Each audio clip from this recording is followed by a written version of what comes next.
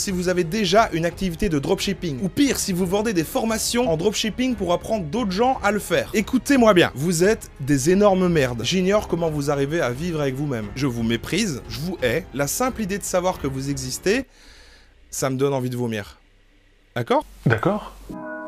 Je suis la chaîne du youtubeur incréatif avec intérêt depuis ses débuts. Je suis fan. Mais qu'est-ce qui lui a pris? Pourquoi est-ce qu'il insulte tous les gens qui font du dropshipping sans nuance comme ça? Avant de répondre à cette question, déjà rappelons c'est quoi un créatif. C'est un youtubeur avec une bonne communauté, connu notamment de l'univers com, marketing, mais c'est pas non plus Cyprien pour le reste de YouTube. 250 000 abonnés au moment où je fais cette vidéo, mais je pense qu'il est bien parti. Voilà comment les gens le voient. Le social traître qui a travaillé dans le milieu pour nous en dévoiler les ficelles. Et ça, c'est vraiment très bon, car elle permet de décortiquer les mécanismes qui font que l'on va, nous, pauvres consommateurs, succomber à l'appel d'une marque à un moment donné, ou des méthodes pour nous faire craquer. En somme, regarder un créatif, c'est de l'autodéfense. Au-delà de l'image du chevalier blanc de la morale qui nous aide à déjouer les pièges du monde capitaliste, un créatif est plus simplement un créateur, qui propose du contenu sur des connaissances ou une compétence particulière. Ici, c'est la pub, la communication, le marketing, en gros. Et son objectif numéro 1, comme tout créateur, c'est de faire grossir sa communauté. Pourquoi? Alors d'abord bien sûr un peu pour des raisons narcissiques, on en est tous là, mais surtout pour monétiser son audience. La thune! C'est un créateur de contenu professionnel ou en voie de professionnalisation, on en reparlera après. Il s'agit donc d'une activité commerciale avec un business model. Et c'est là que ça m'intéresse, parce que de plus en plus de personnes développent ce genre d'activité ou caressent l'espoir de vivre de la création de contenu avec comme canal principal YouTube. Et pour faire grossir une activité, il n'y a pas de secret, il faut travailler son marketing en ayant connaissance des spécificités de YouTube. Et comme c'est plutôt rare de réussir à l'instinct pur, le mieux c'est d'analyser les méthodes des autres, leur cheminement pour comprendre ce qui marche et ce qui marche pas, et éviter ainsi un maximum d'erreurs. Et ça tombe bien parce que le cas incréatif est particulièrement riche en enseignement. Il est parti d'une compétence particulière, a trouvé un angle spécifique, il a créé un produit, et dès lors il applique parfaitement, peut-être même un peu trop, la plupart des concepts entrepreneuriaux et des pratiques growth marketing. Oui, c'est un mot en anglais. Il y en aura plein dans la vidéo. L'occasion de vous donner des clés de compréhension et éventuellement des idées si vous souhaitez développer votre activité de création de contenu sur YouTube. En analysant la croissance de un créatif, on répondra par la même occasion à la question suivante. Est-ce que un créatif, le pourfendeur des pratiques marketing, ne serait juste pas un connard de marketeux comme les autres? Et c'est ce qu'on va voir dans cette vidéo. Le marketing de un créatif, c'est parti.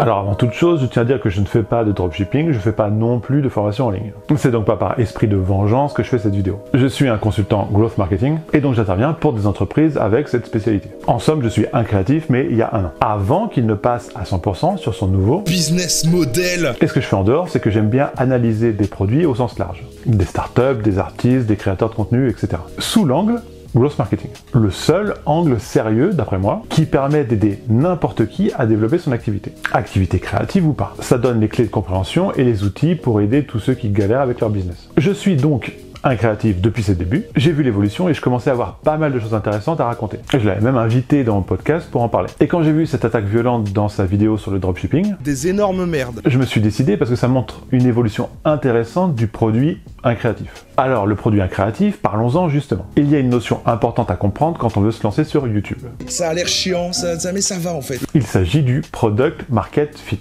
Le Product Market Fit, c'est quand votre produit rencontre sa bonne audience avec le bon message. 3 paramètres à aligner, et vous devez avoir tout bon. Un seul des 3 éléments qui n'est pas aligné, et ça ne fonctionnera pas. J'ai fait une vidéo plus détaillée sur le sujet si ça vous branche, le lien est en description. Mais alors, comment trouver son Product Market Fit sur YouTube? Eh bien, il faut tester. Des angles, des formats, des tons, des sujets, etc. Travailler sur le produit, sur le message, ou bien sur l'audience cible. Mais alors, comment un créatif a trouvé son Product Market Fit? Ça part de là. J'aime bien l'aspect du marketing, la communication qui consiste à se demander, bah tiens, qu'est-ce qui va plaire à quelqu'un, comment on va arriver à produire un certain résultat. C'est ça qui me fascine assez bien. Et vu que c'est ça que je connais, bah c'est là qu'est venu tout naturellement le concept de la chaîne. Ensuite, pour sortir du lot sur YouTube, vous devez forcément avoir quelque chose de différenciant. YouTube est un marché Océan Rouge, avec une concurrence rude et des acteurs en place. Concept en opposition à Océan Bleu, c'est-à-dire quand il n'y a personne. Votre seul moyen de survivre dans un océan rouge, c'est soit d'être complètement différent, soit d'adresser une niche spécifique. Un créatif cherche plutôt un moyen de se différencier parce qu'il veut pas se contenter juste d'une niche. Ça le contraindrait beaucoup trop sur ses choix de business model. Avec une petite audience de niche, il faut forcément vendre un truc derrière.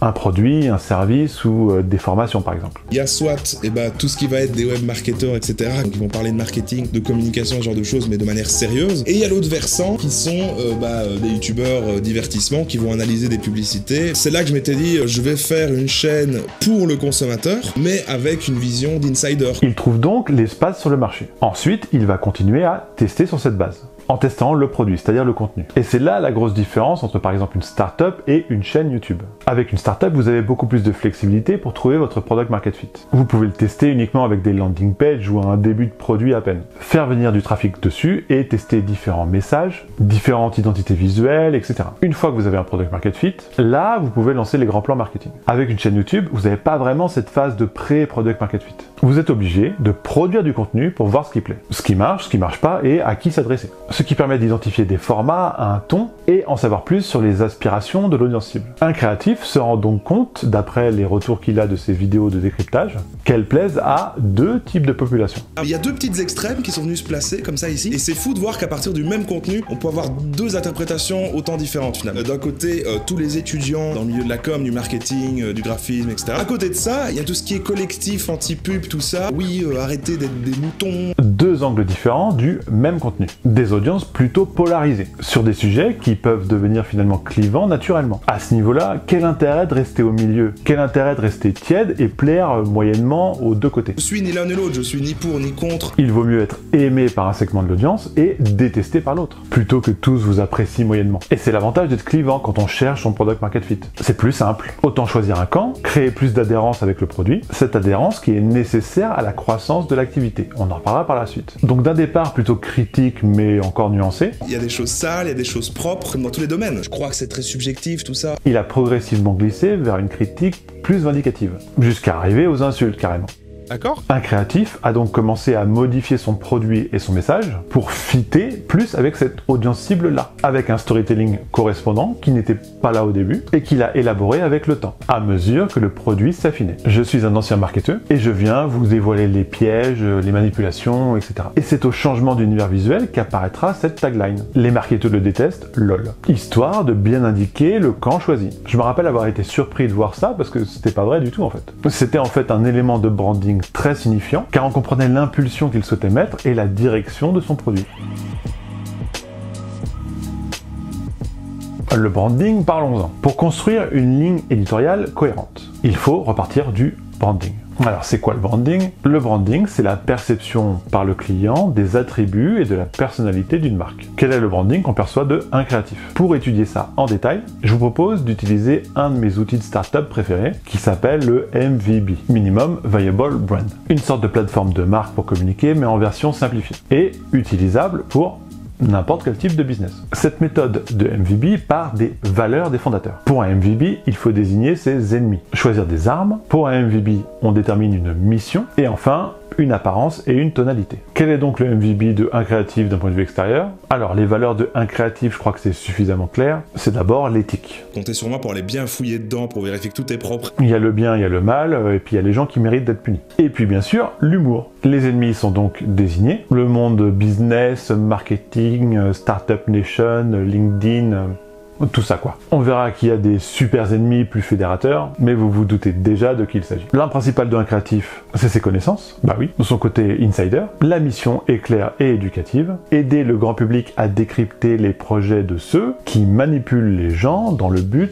de faire de l'argent. La tonalité est sarcastique, second degré et très passif-agressif. Et pour l'apparence, on est plutôt sur du geek, gamer, culture pop. Ça se fond très bien dans l'univers YouTube, et ça reprend des éléments visuels signifiants. Du reste du branding, des ennemis, des codes culturels, etc. Que ce soit 100% sincère ou pas, c'est le branding qui est véhiculé par un créatif. Ce branding est très efficace car simpliste. Pourquoi? Parce que ça pose les bases d'un monde manichéen, divisé en deux camps, les gentils contre les méchants. Un monde manichéen qui est nécessaire pour appuyer le marketing de tribus. Cela consiste à fédérer une communauté d'individus autour d'une cause commune, et tant qu'à faire en utilisant leur code culturel aussi. Car une fois fédérée, la tribu devient le premier élément de promotion et de croissance organique, grâce à la recommandation et à la forte rétention de l'adhérence créée par l'effet de communauté. Une mission claire donc, dans un branding très cohérent, c'est les ingrédients indispensables à la réussite d'une chaîne YouTube.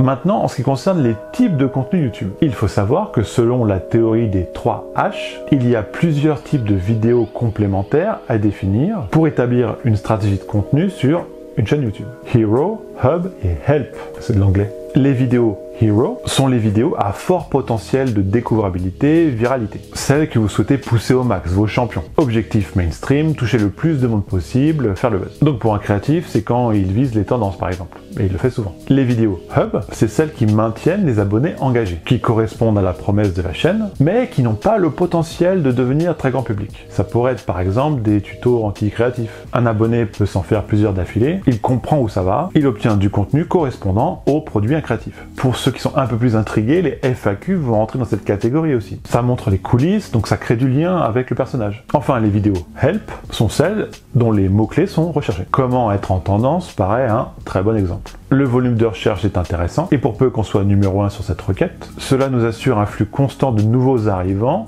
dans le temps. Maintenant qu'on a en tête ces différents types de vidéos, pour bien comprendre comment elles s'articulent, on va attaquer un gros morceau. Mon concept chouchou, le framework ARR. A-A-R-R-R. Alright, that's not bad. We'll do that once at the end. ARR est un schéma growth marketing indispensable pour modéliser la croissance d'une activité. Acquisition, activation, rétention, recommandation, revenu. Transposé à une chaîne YouTube, ça donne ça. Acquisition, les gens découvrent la chaîne. Activation, c'est quand ils comprennent la valeur ajoutée de ce contenu pour eux. Quand ça les touche, quand ça répond à un besoin fort, que ce soit en termes de divertissement ou en termes potentiellement éducatifs. Et là, ils s'abonnent. L'activation, pour une chaîne YouTube, c'est l'abonnement. Oui, j'accepte d'être spammé par cette chaîne. La rétention, c'est quand les gens restent en contact avec le créateur, qu'ils ne l'oublient pas. La recommandation, c'est quand ils en parlent autour d'eux ou alors font un partage. Et le revenu, bon bah c'est l'argent qui rentre. Et ce, peu importe le business model du créateur. Je vous mets un lien en description si vous voulez en savoir plus sur ce framework de façon plus générale. Visiblement, il n'y a pas une étape de ce framework qui échappe à un créatif. Alors ce modèle ARR ne se travaille pas étape par étape comme un funnel. On commence pas par essayer de faire découvrir sa chaîne, puis on se demande après, tiens, comment on va faire pour qu'il s'abonne. Ce n'est pas chronologique. Et tout doit se travailler en même temps. Voyons ça plus en détail avec un créatif justement. Comment fait-il de l'acquisition? Eh bien, il mise d'abord principalement sur l'algorithme. Et pour faire plaisir à l'algorithme, il y a des critères indispensables. D'abord le CTR, le taux de clic sur les previews. On peut voir qu'il ne lésine pas du tout sur le putaclic. On peut même dire qu'il est au max. C'est super important des putaclics parce que c'est vraiment là que tout se joue. On retrouve toutes les formules habituelles dans la vignette, dans le titre, etc. Titre qu'il met toujours en majuscule pour augmenter le taux de clic, bien entendu. Ensuite, c'est le watch time, la moyenne du temps de visionnage. On a donc une modification du produit pour cet objectif, des vidéos longues, un montage cut dynamique et varié, la fréquence très élevée des blagues et des césures marrantes. Au moment de l'écriture d'une vidéo, un créatif a 7 objectifs en tête. Tout faire pour que le spectateur ne se barre pas, qu'il s'ennuie pas. Objectif, watch time. Moi, par exemple, je fais pas vraiment ce travail, vous l'aurez remarqué. Mais comme cela ne suffit pas, il va aussi beaucoup utiliser le teasing pour donner envie aux gens de rester jusqu'à la fin. Voilà, rester jusqu'à la fin de la vidéo pour voir ça, ça peut être intéressant. Et bien sûr, les propos clivants qui maintiennent la personne engagée tout le long de la vidéo. On va en reparler. Le meilleur facteur d'engagement, c'est le watch time. Le dernier élément de l'algo important pour la visibilité, c'est les commentaires. Alors, il va d'abord utiliser des techniques pour pousser aux commentaires, comme quand il demande par exemple de voter pour la prochaine vidéo, etc. Votez en commentaire de cette vidéo. Et bien entendu, le côté clivant de ces contenus va pousser dans ce sens. Avoir des haters en commentaire, vu le fonctionnement de l'algo actuel, c'est basiquement disposer d'une caisse de résonance qui va pousser chaque contenu. Bien sûr, on recherche pas des commentaires du genre « Waouh, super intéressant ta vidéo ». On cherche à choquer pour obtenir un maximum de réactions. Le but, c'est d'exciter suffisamment l'algo pour apparaître en tendance et bénéficier du coup d'encore plus de visibilité. Encore plus d'acquisition. C'est clairement son objectif. Le truc qui est bien vu, c'est que toutes ces pratiques marketing forcées sont toujours badigeonnées d'une couche de second degré par-dessus. Pas du tout pour le watch time que je dis ça. Second degré qui colle parfaitement avec le branding et notre MVB. Donc, avoir tous les paramètres de l'algo au vert est nécessaire si on veut faire des vidéos de type hero, faire le buzz et toucher un maximum de monde. Et on se rend compte que c'est désormais la plupart du temps l'objectif de un créatif, la vidéo hero. Deuxièmement, en termes d'acquisition, il fait ce qu'on appelle de la cross-promotion, c'est-à-dire qu'il cherche des chaînes YouTube avec des audiences connexes qui seraient susceptibles d'être intéressées par son produit. Et il fait des collaborations en se mettant d'accord au préalable sur le fait que ce sera relayé auprès de la communauté de chacun des participants. Ou alors qu'on fera deux vidéos, une vidéo sur ta chaîne, une vidéo sur ma chaîne. C'est une technique très utilisée dans le monde des startups, le but caché étant de toujours trouver un partenaire qui a un peu plus d'audience que soi, pour optimiser l'opération, optimiser le nombre de personnes touchées. Ces vidéos-là rentrent en fait dans la catégorie des hubs, donc juste pour la communauté en théorie, mais là, avec la cross-promotion, on fait d'une pierre deux coups, puisqu'on fait du hub, donc de la rétention, mais on va aussi récupérer de la visibilité auprès des audiences des collabs, de l'acquisition quoi. Troisième source d'acquisition pour un créatif, les vidéos de type help. Les vidéos qui répondent à un besoin ou à une requête dans la barre de recherche YouTube. Pour reprendre l'exemple de comment être en tendance, il n'aurait sûrement pas fait cette vidéo si personne ne faisait cette recherche. Enfin, il essaie aussi quand il peut de surfer sur des sujets d'actualité pour bénéficier des largesses de l'algo qui va suggérer des vidéos de cette thématique, profitant également d'un volume de recherche ponctuel. Par conséquent, on voit qu'il faut modifier son produit, modifier son contenu et même changer ses choix éditoriaux si on souhaite actionner tous les leviers possibles d'acquisition sur YouTube. Maintenant, en termes d'activation, c'est-à-dire faire en sorte que les gens s'abonnent. Eh bien, il fait d'abord ce que tous les youtubeurs font, il demande. Est-ce que vous êtes abonné à cette chaîne? Abonnez-vous, activez la cloche pour ne pas manquer les autres vidéos. Vous avez vu maintenant, en plus, elles sont régulières, c'est incroyable. C'est forceur, c'est pénible pour les spectateurs, mais évidemment, ça marche. Donc c'est pour ça que tout le monde le fait. Lui, évidemment, il ajoute une couche de second degré pour que ça passe mieux. Mais ce qui, à mon avis, incite le plus les gens à s'abonner, c'est le produit en lui-même. Le meilleur moyen d'activer un spectateur sur YouTube, c'est qu'il adhère le plus rapidement possible à la mission du créateur, à son branding, qu'il comprenne rapidement où il veut en venir et de quelle façon il va s'y prendre. D'où l'importance du travail qui a été fait au préalable sur le MVB. Et c'est pour ça que j'ai parlé d'un MVB simpliste tout à l'heure, car plus c'est simple et manichéen, et plus c'est efficace. Ça fait le tri. Utiliser le manichéisme en marketing, c'est s'assurer de toucher l'affect. Ce qui pousse réellement les gens à rester et à créer de l'engagement, c'est bien les émotions que vous allez transmettre dans votre vidéo. Car la personne va immédiatement choisir son camp. Donc, grosse adhérence d'entrée ou aversion. Le monde est binaire, les gentils contre les méchants. Bon, bien sûr, tout le monde se voit toujours du côté des gentils. Si quelqu'un adhère aux propos d'un créatif qui désigne un ennemi commun, il va se sentir appartenir à une communauté. Cela vient d'un besoin humain ancestral d'appartenance sociale. Et depuis toujours, un groupe ne se définit finalement que par opposition à ceux qui ne sont pas dans le groupe. Les autres, les méchants. Dans notre cas ici, je les appellerais juste équipe bleue et équipe rouge. Avec un ennemi commun à tourner en dérision, on active cet engagement grâce au marketing de clivage. Et le premier geste, c'est l'abonnement. Puis après, le commentaire de soutien, etc. Il y a bien sûr aussi d'autres gens qui s'abonnent juste parce qu'ils trouvent ça sympa et informatif. Mais la base, les plus virulents, les plus engagés, ils sont clairement dans ce schéma. Il reste une petite partie qu'on pourrait appeler la minorité bruyante. Et c'est eux qu'on va utiliser. Cet engagement, vous l'aurez compris, se poursuit bien sûr dans la rétention. La rétention qui est finalement la partie la plus importante du framework ART. On ne peut rien construire sans rétention, ce serait comme remplir un panier percé. YouTube étant bien sûr l'objectif principal, si vous restez à 100% sur YouTube, les vidéos Hub sont faites pour ça, pour la rétention. Mais rester dans la tête des gens et sortir du contenu de qualité à haute fréquence, c'est quasiment impossible. Alors pour maintenir ce haut niveau d'engagement et de rétention, un créatif va amener sa communauté sur d'autres plateformes. Il utilise donc Twitter, Instagram, et Twitch. Sur ces plateformes, il a plusieurs types de contenus spécial rétention pour maintenir sa communauté engagée. Bien entendu, il poursuit le marketing de clivage. Ça reste le truc le plus efficace, donc il s'en prive pas et il enfonce le clou. Il faut donc créer des commentaires, des réactions, des débats. Twitter sert par exemple exclusivement à ça, à attaquer en passif-agressif, énorme troll. Ce qui est pas mal, c'est que dans la légende au-dessus du post, vous ayez un ton un petit peu condescendant et passif-agressif, ce qui va pousser l'équipe rouge à s'énerver et à commenter, ce qui va ensuite énerver l'équipe bleue, ce qui va réénerver l'équipe rouge et ainsi de suite. Et en même temps, c'est très adapté à la plateforme. Ça se fond parfaitement dans le décor. Vu que Twitter sert principalement à passer ses nerfs, que les autres sont des cons, et à se conforter dans l'idée qu'on est bien du bon côté, et peu importe le sujet d'ailleurs. Sur l'Instagram d'un créatif, ce sera soit des petits formats rapides à faire, version miniature de ce qu'il fait sur YouTube, soit des petits montages pour attaquer individuellement un des acteurs de l'équipe des méchants. Dans les stories, il a plus la volonté de montrer les coulisses d'un créatif. jouer la transparence. Les marques font ça pour créer de l'identification, de la confiance, pour maintenir la rétention. Quand on voit en story des membres d'une startup en train de jouer au Molki, c'est pas pour le plaisir d'être ridicule, mais bien dans un objectif de création de confiance, d'identification, de rétention. Et puis aussi c'est pratique, ça fait du contenu à diffuser, sinon il faudrait créer des trucs. L'utilisation de Twitch par un créatif est aussi très intéressante, car d'abord cohérente avec les codes du youtubeur et les codes culturels du personnage d'un créatif. Cela lui permet de passer un moment avec ses fans, resserrer les liens avec les plus fervents, donc on est sur un objectif proche des stories, créer de la confiance. Et chaque live a une activité précise, donc c'est un autre exercice. Et puis surtout, cela donne un rendez-vous régulier. Mais pourquoi les gens qui font des lives font toujours ça sous forme de rendez-vous, comme le vendredi soir par exemple pour un créatif? Eh bien c'est encore une pratique growth marketing dans un but de rétention. En fait c'est lié au fonctionnement de notre cerveau, le pouvoir incroyable des habitudes qui vont créer des routines. Cela fonctionne sur 3 éléments: le déclencheur, la récompense et la routine. Déclencheur externe pour une première fois, avec une promesse accrocheuse: vendredi on va analyser les vidéos des gens qui m'attaquent.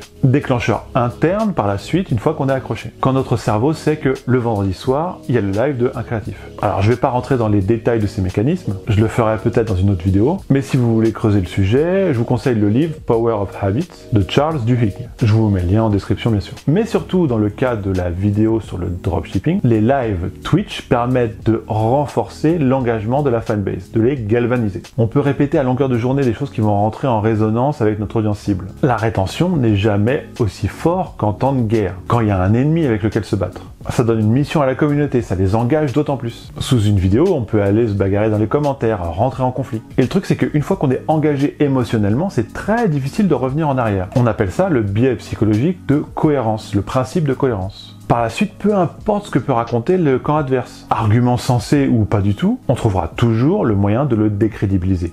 Tous ensemble, de justifier absolument toutes les actions entreprises de notre côté pour nous conforter dans l'idée que le monde est donc bien binaire et que par la plus grande des chances, je suis du bon côté. Mais bon, c'est un schéma psychologique dans lequel l'humanité est engluée depuis la nuit des temps. Et j'essaie de lutter contre mes penchants, mais sûrement que moi aussi. Par contre, le truc, c'est que les marketeurs, ils le connaissent ce biais de manichéisme et ils l'utilisent.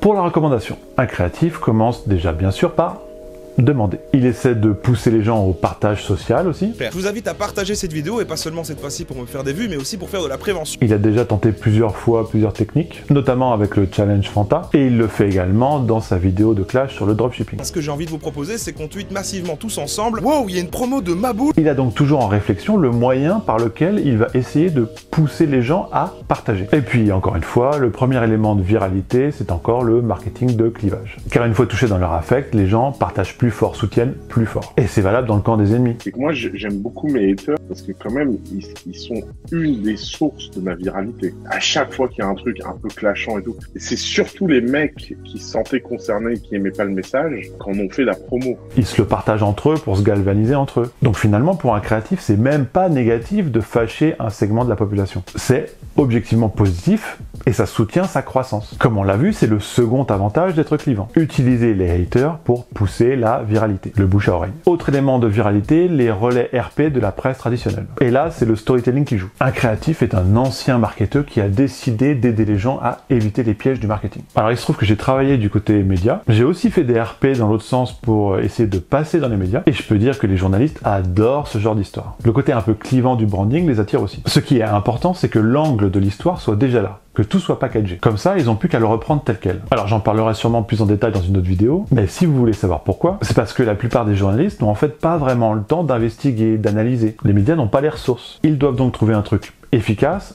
rapidement, et que ça colle avec leur ligne éditoriale. D'où l'intérêt d'avoir un branding intelligible. Et surtout, un storytelling différenciant et cohérent. Et alors cette forme, l'histoire du justicier, là c'est cadeau. Pour qu'au moment où ça leur passe sous le nez, ils saisissent le sujet. Et je prédis plein d'autres relais RP pour un créatif par la suite. Ça va sûrement considérablement booster sa chaîne. D'ailleurs, si un créatif se décidait à envoyer des communiqués de presse, il aurait pas mal de retombées, je pense. Mais bon, c'est peut-être déjà ce que fait son producteur. Maintenant qu'on a bien analysé la chaîne Un Créatif sous l'angle growth marketing, nous voilà arrivés à cette fameuse vidéo, celle où il a poussé le bouchon. Jusque-là, il avait déjà fait des contenus un peu insultants dans ce genre-là, mais il était resté finalement très nuancé. Alors qu'est-ce qui s'est passé cette fois pour qu'il aille aussi loin? D'abord, il est un peu prisonnier de son personnage. Maintenant qu'il a habitué sa communauté à du sang, il peut plus trop revenir en arrière et être pondéré et réfléchi. Sa communauté aime bien cette agressivité. Aussi, il a bien sûr compris ce qui marchait, et son objectif est bien sûr de faire grossir sa communauté le plus vite possible. quitte à faire de la surenchère. Pourquoi? Eh bien pour que la monétisation de sa chaîne soit plus simple, qu'il ait plus d'options, plus de choix. On va en reparler. Alors le dropshipping, c'était la cible idéale, parce qu'elle a déjà mauvaise presse. Il suffit de l'évoquer pour que le négatif ressorte immédiatement dans l'esprit de chacun. Même pas besoin de planter le décor, donc terrain favorable. Bien souvent, le dropshipping n'est même pas aimé par les autres marketeurs, parce qu'ils en ont marre de voir des pubs d'infopreneurs sur YouTube en mode vendeur de rêve. J'ai fait une vidéo sur JP Fanguin d'ailleurs, pour creuser le sujet des vendeurs de rêve, si ça vous intéresse. C'est dans la description. Donc le dropshipping, c'est un peu la discipline qui est pas vraiment respectée dans le monde de l'entrepreneuriat. Finalement, il n'y a pas beaucoup de monde pour les défendre. Deuxième point positif. Pourtant, le dropshipping à la base, c'est juste un modèle. Et ça permet juste de faire du commerce sans avoir le stock caché sous son lit. C'est tout, rien de plus. Alors bien sûr, il y a des dérives avec AliExpress, mais il s'agit de dérives morales basées uniquement sur la marge. Ce que reproche un créatif au dropshipper dans sa vidéo, c'est la marge en fait, pas le procédé. La marge n'a pourtant rien à voir avec le modèle, c'est-à-dire le stock, à qui appartient le hangar, on s'en fiche. Et dans la catégorie marge abusive, on connaît tous des marques qui sont pas mal. Les dropshippers AliExpress grosse marge attaqués dans cette vidéo, bien sûr ils existent. Mais finalement ce sont juste des gens qui reproduisent avec leurs moyens cheap les méthodes marketing qui sont érigées en modèle dans notre société. On va prendre un autre exemple. Je vois que la chaîne Nota Bene vend du merch. Des fringues avec sa marque à travers le site Teespring. Eh bien Teespring c'est du dropshipping. Nota Bene n'a pas de stock de t-shirts dans sa cave. Quand il a une commande, ça envoie un email à Teespring qui expédie le t-shirt chez le client. Alors ma question, vous me voyez venir, est-ce que Nota Bene est une grosse merde? Question légitime. Quand on creuse un minimum, on se rend compte qu'évidemment il y a plein de nuances. Ça, un créatif le sait très bien, mais quel intérêt d'être nuancé? Quel intérêt de dire la vérité et de pas généraliser? C'est chiant, c'est pas accrocheur. C'est pas comme ça qu'on va accrocher les tendances YouTube. C'est pas en élevant le débat qu'on va y arriver. Non, c'est plutôt la surenchère qui va nous y amener. Et toute la vidéo est pareil, on dirait du mauvais journalisme. Il avait déjà en tête où il voulait aller avant même d'avoir fait le test. Et il tord toutes les réalités pour appuyer son message. Le coût de l'influenceur à 1500 followers, ou alors le fait de calculer les ajouts au panier comme des bénéfices, en fait, il voulait juste se les faire, c'est tout. Il se trouve qu'il y a quelques années, j'ai fait à peu près le même test qu'un créatif, sans la marge abusive, sur le dropshipping. J'étais plutôt perplexe de la réussite affichée par ces revendeurs. Je voulais voir comment ça fonctionnait, et je voulais voir si ces gros trucs de conversion un peu dégueulasses marchaient. J'en avais fait une vidéo. Je déconseillais de faire du dropshipping à ce moment-là, mais pas pour les mêmes raisons. Je vous laisse voir si ça vous intéresse, je vous mets le lien en description. Revenons à ce passage spécifique de la vidéo de un créatif. Ça me donne envie de vomir. D'accord? Déjà, ça fait frissonner sa base la plus virulente. Mais surtout, en faisant ça facecam et en étant aussi ordurier, il savait bien sûr que ça allait créer des réactions. Et je suis plutôt d'accord avec lui, il y a de grandes chances qu'il soit arrivé en tendance avec cette vidéo grâce aux larmes des dropshippers. Vu tous les commentaires enragés qu'il y avait sous la vidéo. C'était volontaire, bien sûr. Les dropshippers n'ont pas vu le piège et sont tombés les deux pieds dedans. Il y a eu des vidéos réponses tout aussi insultantes, ce qui était aussi une conséquence attendue. Et si on veut être cynique, c'est évidemment idéal pour l'engagement quand une menace extérieure vient attaquer la communauté et son représentant. Et puis, non négligeable, ça donne du contenu à exploiter. C'est d'ailleurs sûrement son record d'audience sur Twitch. Ce live où il regarde avec ses fans les vidéos de ceux qui l'attaquent. Bien sûr, il s'est pas arrêté là, et il a surfé sur la vague pour alimenter ses autres réseaux sociaux pendant plusieurs semaines. Il fera d'ailleurs pendant cette période plusieurs tests pour trouver potentiellement d'autres acteurs à attaquer. Le dropshipping, c'était juste l'échauffement. Nouvelle cible de plusieurs tweets et d'un montage, Marketing Mania. Là, on n'est plus dans le dropshipping, mais il s'agit juste de la plus grosse audience YouTube décryptage marketing, tendance mainstream. Donc potentiellement très proche de ce qu'il fait. Donc si on reprend l'état d'esprit cross-promo, c'est plutôt une bonne idée. L'attaquer lui apporterait pas mal de visibilité. Et si Marketing Mania lui répondait, alors là, c'est intéressant parce qu'en fait, il suit un processus de test pour ses choix éditoriaux. Place des petits formats sur d'autres plateformes pour voir comment son public réagit. Et si cela pourrait faire l'objet d'une vidéo plus longue. Dans ce cas, il voulait voir si l'audience suivrait s'il se décidait d'attaquer Marketing Mania. Bon, de ce que j'ai pu voir dans les commentaires, les gens de sa communauté apparemment aiment aussi les vidéos de Marketing Mania, donc ça va pas se faire tout de suite. Mais alors, comment un créatif monétise son audience du coup? Comment il gagne de l'argent? Eh bien, il n'y a pas 40 façons de faire sur YouTube, mais on peut en combiner plusieurs. Lors d'une FAQ, il annonçait avec beaucoup d'appréhension 7 pistes de business model. Continue mon raisonnement, comme ça c'est clair, j'aime bien poser des trucs, moi faire un peu du...